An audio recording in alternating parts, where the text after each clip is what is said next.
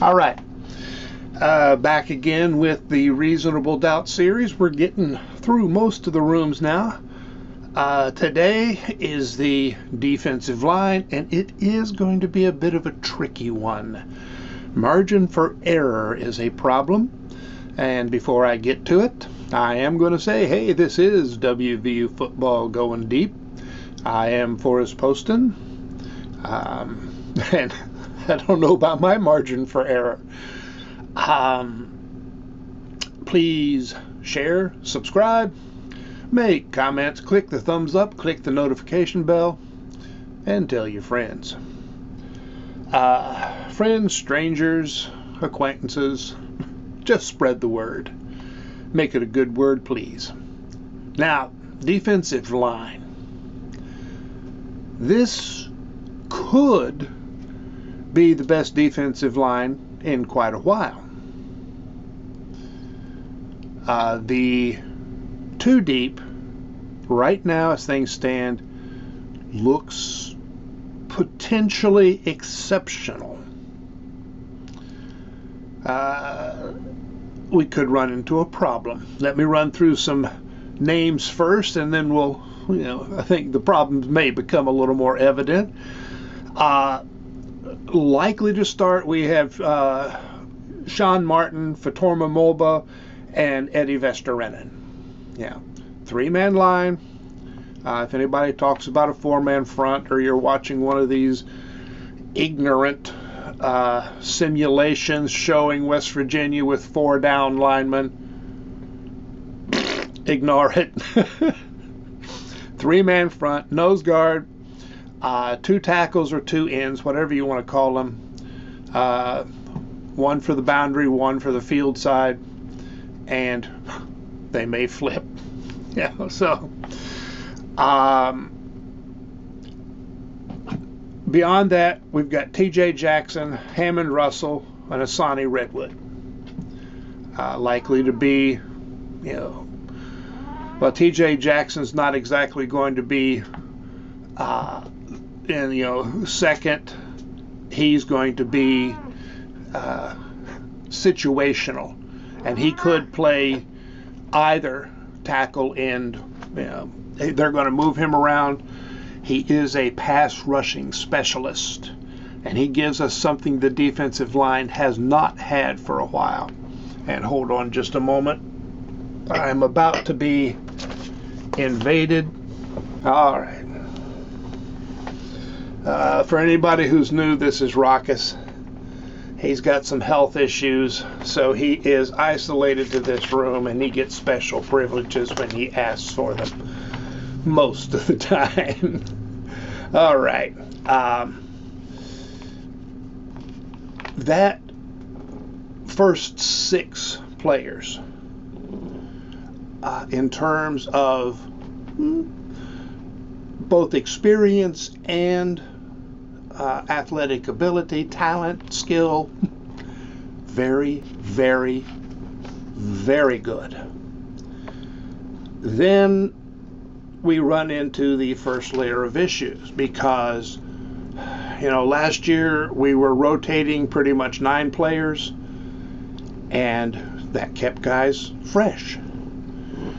Getting, say, about 35 from the starters, maybe 40, 20 or 25 from the second row, and then 10, 15 from, your number 3 guys. Well, our number 3, especially, we got Corey McIntyre out for the year with an injury, had surgery, and he was expected to play a fairly significant role. Maybe getting some, like 20 snaps or thereabouts. And he added some explosion to the line. Now we are looking at young players, unknown, or older players who really haven't shown they can do it.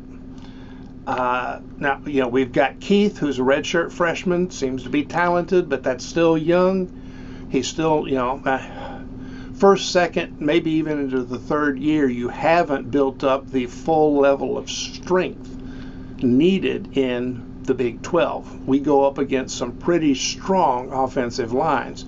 That's been a focus for Brown for several years, and he has built up the size and strength of both lines. But we run into that gap in experience, which also means gap in size and strength. So then Simmons, who did, I really appreciate he came back out of the portal last year.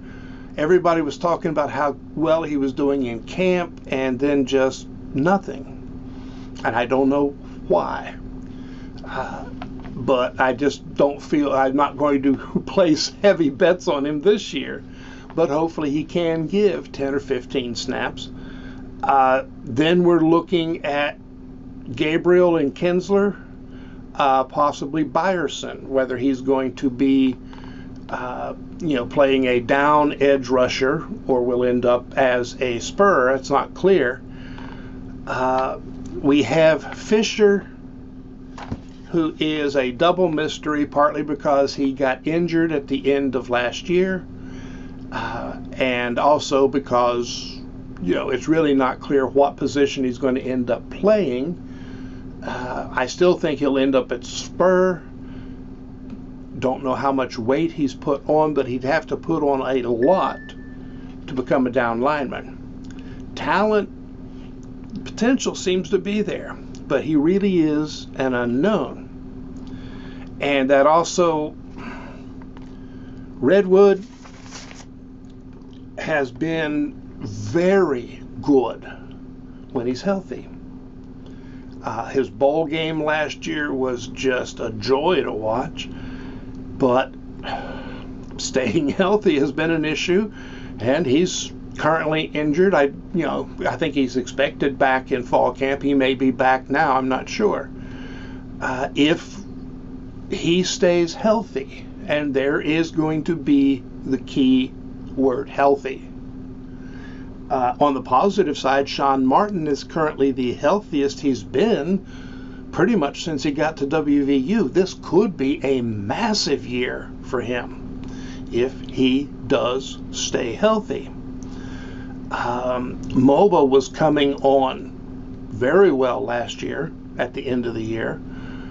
He doesn't have the sideline to sideline speed that Lockhart did, I don't think, but stuffing the middle, collapsing the pocket, oh yeah, he is going to do that very well. And Hammond, Russell behind him, also coming on, ready to step up. I'm not worried there. Vesterinen has gotten better each year he's been here, which means this year should be a very, very good year. Now I mentioned TJ Jackson. Jackson is a 4-star transfer. He's a special edge rusher. And again, they're going to use him, moving him back and forth. He'll be in there, a pretty fair amount. It's when you consider him moving back and forth between Vesterinen's spot and Martin's spot, he may play as many snaps as the starters. It'll just be kind of mixed as to when and where.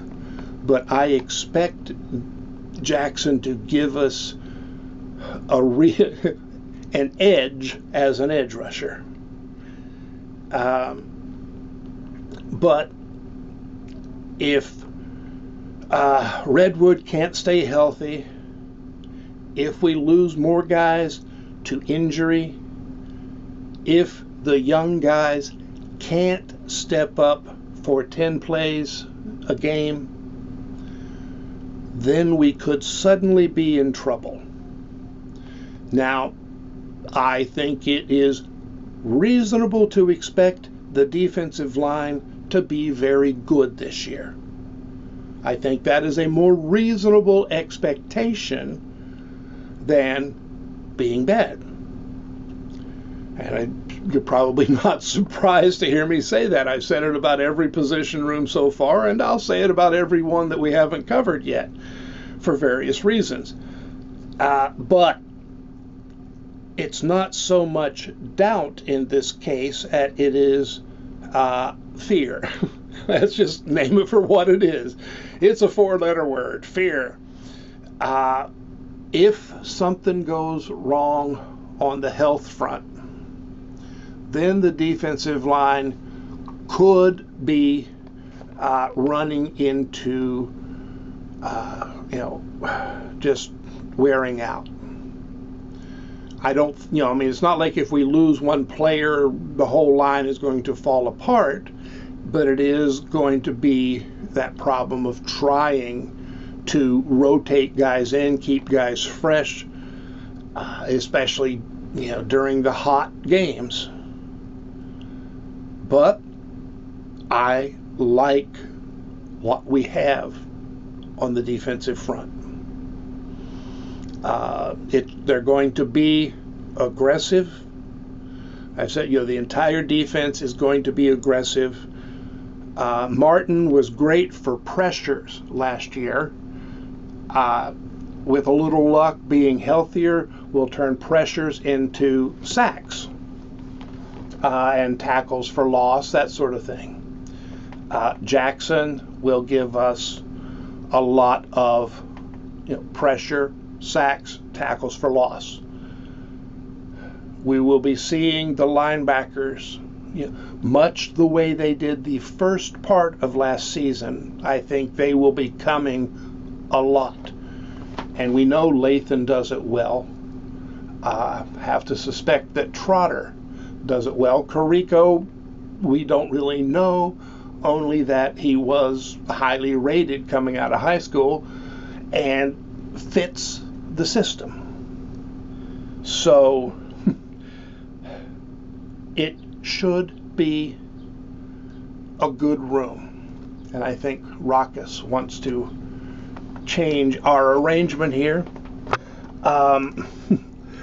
I think I will be doing the running backs on the next video, with or without help from Rockus.